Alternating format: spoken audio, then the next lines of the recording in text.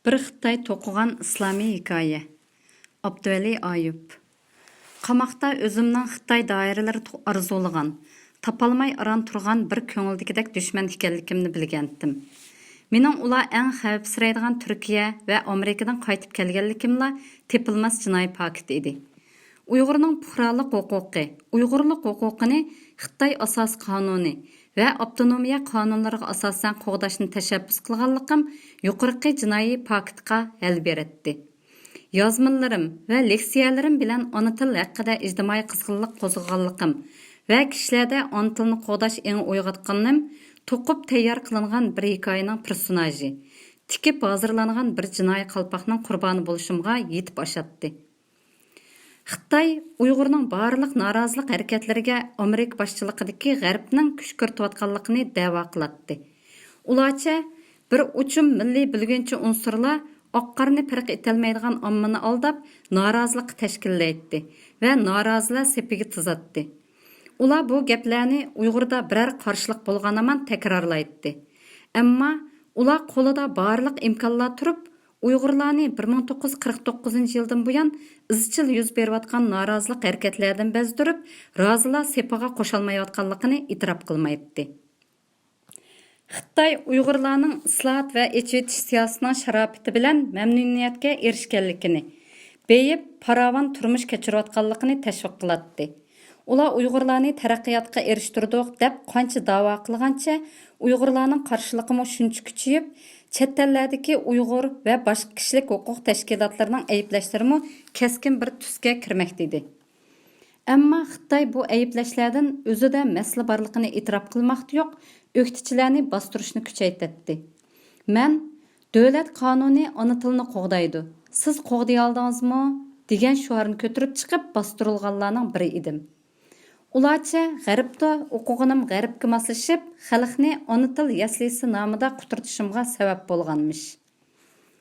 So'roq jarayonida Xitoy orzulaydigan Amerika boshchiligidagi G'arbning bo'lginchilik planiga qanday moslashganligi haqidagi savollar.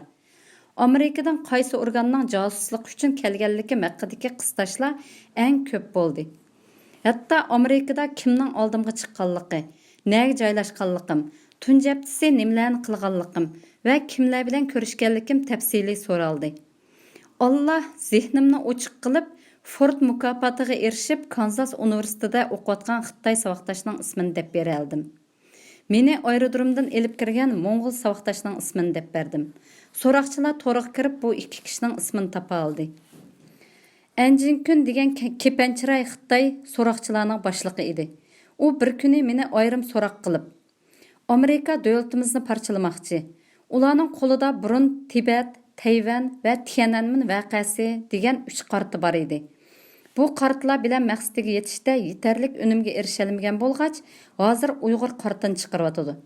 Robiyaning Amerikada bo'lgunchilik qilishini qo'llayotgani Amerika Demokratiya fondi jamiyati. Amerika hozir tashviqotga Erkin Osiyo radiosini, tashkilotga Dunyo Uyg'ur qurultayini, qurolliq kuchga Turkiston Islom partiyasini qo'llanib, 3 tarafdan bizni qistavotdi. Ammo Jungo madaniyati 5000 yildan ortiq tarixga ega. Amerikaning tarixi oran 200 yildan oshdi. Ularning taraqqiyoti madaniyatda emas, butunlay texnikada. Texnika degan qurol, vosita degan gap. Bir millatda texnika bo'lib, madaniyat bo'lmasa, hamon xarob bo'ladi. Oxirida suv eqib tosh qoladi. Davlatlar vayron bo'ladi, qoladigan madaniyat. Jungoda garchi tarixda nurg'un xalqlar bo'lgan bo'lsa-mu, yo'qab ketdi. Ammo Jungo madaniyati izchil davom qilib keldi. Shunga Uyg'urlar 5000 yillik madaniyat bilan 200 yillik madaniyatdan birini tanlash kerak. Amerikaning qurollari musulmonlarni qirg'in qilyotdi. Shunga Uyg'urlar Amerika bergan qurol bilan emas, Jungo bergan madaniyat bilan qurollansa yo'qolmaydi, dedi. Anjinkun mening unsiz o'tirishimni qoyil bo'ldi deb tushundimu, vazni yana boshladi. Amerika hozir yordam qilgan bilan Naman xristian davlati. Musulmonlarda tarixdan qolgan o'chi bor. Ularning Uyg'urga yordam qilishi avval qurol bilan moyil qilib, ondan din bilan assimilyatsiya qilish.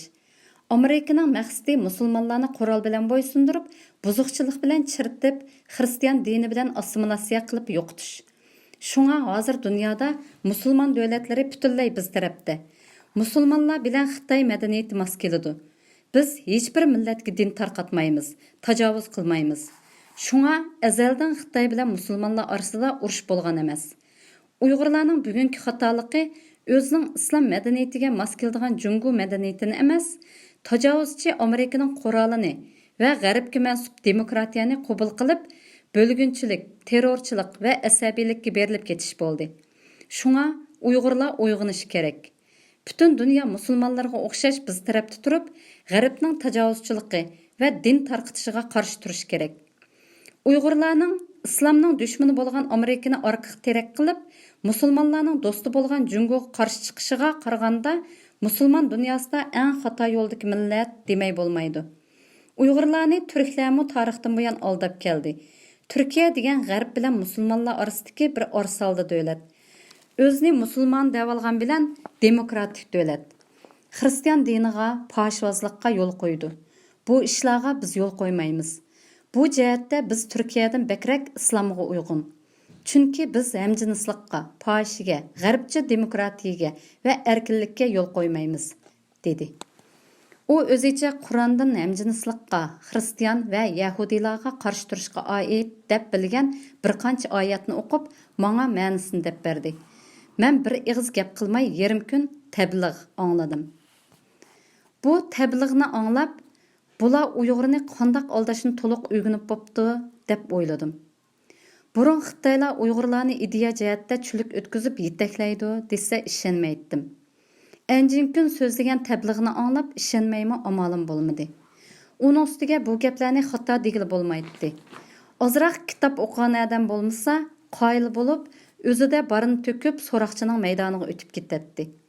Сорақчыларның әйтішчә, ular istihbaratda musulmon ellar bilan hamkorlikda ishlaydi ekan. Bo'libmi Misr, Saudi, Qatar, Iran, Tojikiston va Afg'oniston bilan uchur, texnika va odam almashtirib turadi ekan. Mening Fars tili bildiganligimni anglab, so'roqchilar Iran, Tojikiston va Afg'onistonning istihbarat xodimlari va soqchilar bizning qo'limizdan chiqadi. Bu shaltoqqa teyilmagan bo'lsang, bizga farscha bildigan odam bek lozim edi. Chunki bu davlatlar butunlay farscha ishlatadigan emasmi, degan edi. Bularni hozir o'ylasammi, shurkinib ketaman. Xitoy bilan atrofliq istihbarat hamkorligi bo'lgan yuqorqi davlatlar Uyg'ur taliblarni qabul qiladi. Bu ellarda Uyg'urlar talpindigan, Uyg'urlarning ideyasiga yetakchilik qiladigan maktab, madras va fatvo organlari bor edi. Men bilan ilgari keyin qamoqda birga yotgan, din o'qitib qamalgan, hijratchilik bilan tutilgan Shah Mahmud, Nuri Mehmet, Ablumat degan qamırdoshlarim dal Әнжін күн aytgandek demokratiyaga o'chmanlik qiladi.